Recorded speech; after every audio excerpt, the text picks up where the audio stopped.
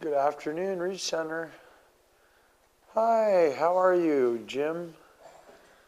No, Jim, Kelly's not here right now. Meet Rob Deginger. In many ways, he's like anyone else. He knows that. But he also knows he is different. And because he is different, he struggles to be understood. They thought I was bipolar for a long time.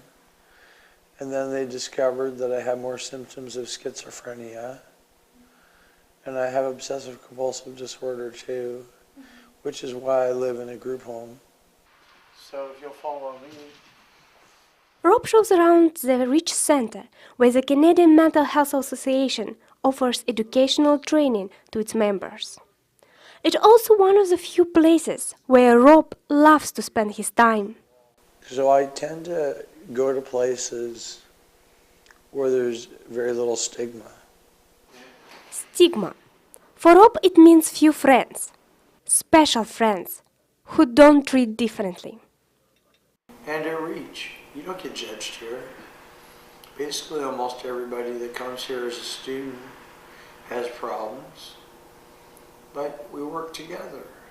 But outside in the society, things are very different. And some people find that out about you, and they get scared away.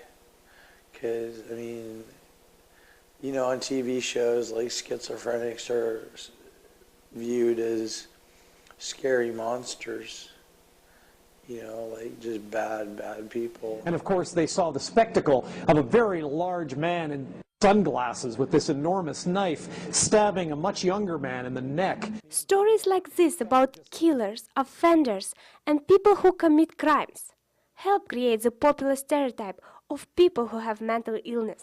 And it seems still in this day that the mentally ill are fair game to be ridiculed. Eric Stevenson is fed up with media and Hollywood movies portraying people with mental conditions as dangerous.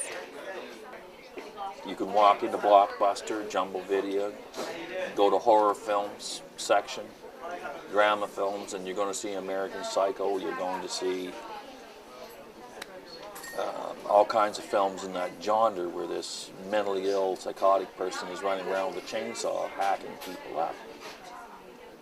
Facts is that the mentally ill are more likely to be victims than they are to victimize somebody. Stevenson is a volunteer at Friends and Family of Mentally Ill. Mental illness touched his whole family. For him, it's unfair.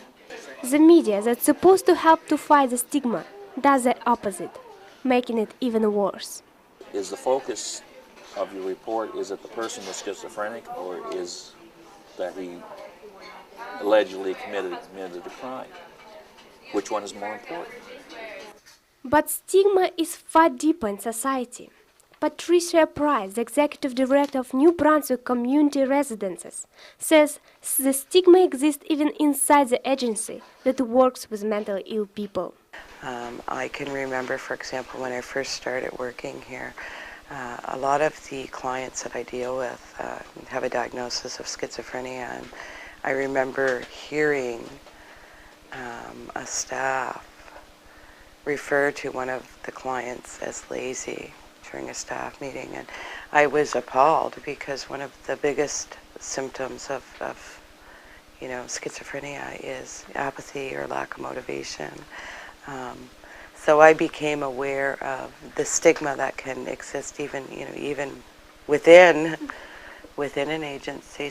The province recently commissioned a report by Judge Michael McKee on how to combat the stigma of mental illness. It was released this month and urges government action. Negative attitudes and misperceptions subject people with mental illness to discrimination, rudeness, and rejection, denying them equal participation in family life, social networks, and employment. 2 years ago, the government has created the Mental Health Commission, which one of the priorities is to fight stigma. However, till nowadays there is neither provincial nor national campaign that addresses the issue of stigma. Even though it's clear that the education can play an important role, it's also willingness of every individual in society to be aware and to care. But Mark Hennig wants to shed light on the problem of stigma. It's really unfair to treat people with a mental illness differently than you would treat anybody else.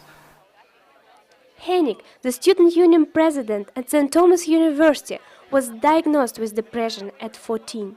At first that wasn't a good feeling. You feel really estranged and alienated by people. And then that doesn't help your illness any because you already felt like that anyway. Several attempts of suicide and several hospitalizations. It's a feeling of really profound anxiety and hopelessness that comes over you. It's a struggle where only personal strength, will and hope matters. Hennig doesn't hide his condition, but speaks up for those like him. That process of learning how to have a certain personal strength really has been helpful to me today. It's also helped me to be more outspoken about mental illness and to stand up for people who are sometimes uncomfortable speaking up for themselves. So. Stigma is a problem of changing people's minds and misconceptions, myth and stereotypes. There is this gut-wrenching fear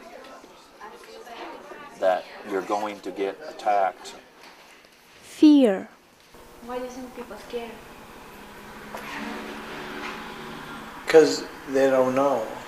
People are afraid of the unknown. But all of this touch and affect many lives.